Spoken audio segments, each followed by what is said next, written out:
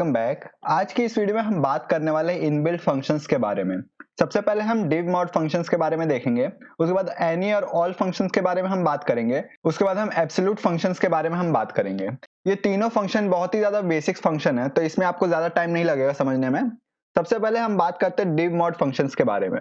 अगर आपको पता लगाना है कि फंक्शंस क्या काम करते हैं, तो उसके लिए आप पाइथन के इंटरेक्टिव शेल में जाके और यहाँ पे हेल्प कमांड को यूज करके चेक कर सकते हैं कि div mod फंक्शन क्या काम करता है। तो यहाँ पे उसका डॉक्यूमेंटेशन ऑन हो चुका है। div mod दो आर्ग्यूमेंट लेगा, x और y, और रिटर्न करेगा एक टुपल, जिस टुपल में सबसे पहले x डिवाइड बाय y होगा, x integer divide by y होगा, और उसके बाद x mod y होगा। तो ये काम करता है div mod। मैं इसे एग्जिट करता हूँ अभी। ओके, तो मैं यहाँ पे एक वेरिएबल लेता हूँ x जिसका वैल्यू होगा 10, और एक वेरिएबल लेता हूँ y जिसका वैल्यू होगा 5। और अगर मैं अब div mod फंक्शन को कॉल करूं और div mod फंक्शन के अंदर x, y डालूं और मैं यहाँ पे प्रिंट करवाऊं इसे, तो क्या आंसर आएगा? सबसे पहले हमारे x डिवाइड बाय y आएगा और उसके बाद x mod y आएगा। तो ये देखिए 2 और 0 क्यों आया? क्योंकि सबसे पहले हमने यहाँ पे डिवाइड किया है। 10 डिवाइड बाय 5 कितना होता है? 10 डिवाइड बाय 5 होता है 2, और उसके बाद हमने मॉड्यूलस निकाला है, तो हमारा 10 डिवाइड बाय 5 कंप्लीटली डिवाइड होता है, इसलिए हमारे पास रिमाइंडर 0 आया है। अगर मैं यहाँ पे 15 लिखूं और यहाँ पे मैं 3 लिखूं, तो हमारे पास क्या आउटपुट आएगी? हमारे पास आउटपुट आएगी 5,0। ओके, तो ऐसे हम div mod फंक्शंस को यूज करते हैं। ये बहुत ही ज्यादा बेसिक फंक्शन था। अब हम बात करते हैं any और all फंक्शंस के बारे में। अगर आपको एंड और ऑपरेटर समझ में आता है, तो आपको any all फंक्शन समझने में ज्यादा टाइम नहीं लगेगा, क्योंकि दोनों का फंक्शनैलिटी सेम ही है। any फंक्शन क्या करता है? अगर मान के चले हमारे पास एक लिस्ट है, लिस्ट 1, और लिस्ट 1 में हमारे पास आइटम है, जिसमें आइटम प्रेजेंट है ट्रू, फॉल्स, ट्रू।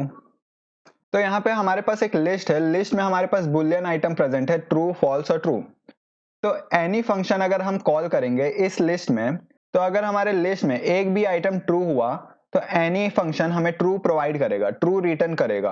और अगर हम ऑल फंक्शन को कॉल किए इस लिस्ट में, तो हमारे पास इस लिस्ट के सारे आइटम ट्रू होंगे, तभी हमारे पास ट्रू रिटर्न होगा, वरना यहाँ पे रिटर्न फॉल्स होगा। अगर मैं यहाँ पे कॉल करूं एनी फंक्शन को, एनी ऑफ लिस्ट 1, और मैं इसे प्रिंट करवाऊं अगर, और मैं सेव करके रन करूं, तो ये देखिए हमारे पास ट्रू आंसर आया। ट्रू क्यों आया है? क्योंकि इसमें एक ना एक वैल्यू तो ट्रू है ही, इसलिए हमारे पास यहाँ पे ट्रू आया है। अगर मैं यहाँ पे ऑल फंक्शन को कॉल करूं, तो यहाँ पे फॉल्स आएगा, क्योंकि ऑल फंक्शन में सारे वैल्यू ट्रू होने चाहिए, तभी हमारे पास ट्रू आएगा। अगर एक भी वैल्यू फॉल्स हुआ, तो हमारे पास फॉल्स आएगा। तो आई होप आपको एनी और ऑल फंक्शन समझ में आया होगा। अब आप सोच रहे होंगे कि हम इसको असलियत में यूज कैसे करते हैं। अगर मान के चलिए हमारे पास एक लिस्ट है, लिस्ट का नाम है num, और नंबर में कई सारे नंबर है हमारे पास। ओके, और अगर हमारे पास और एक लिस्ट है जिसमें हमारे पास इवन नाम का लिस्ट है।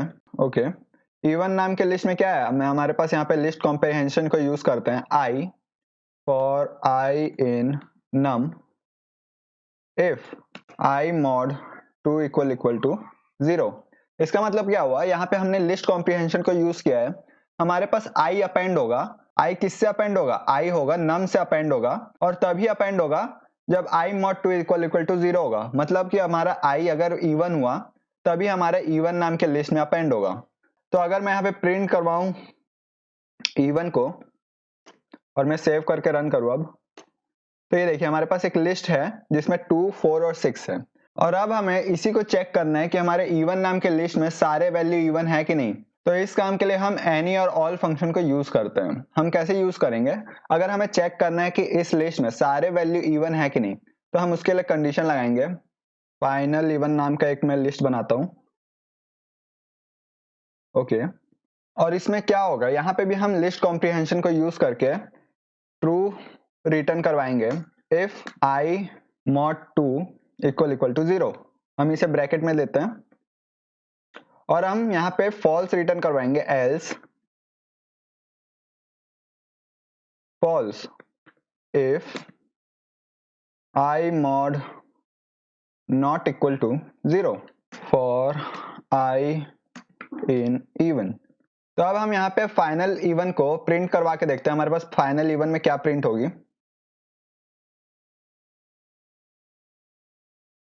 मैं सेव करके अगर रन करूं तो यहाँ पे एरर आई है। एरर क्यों आई है?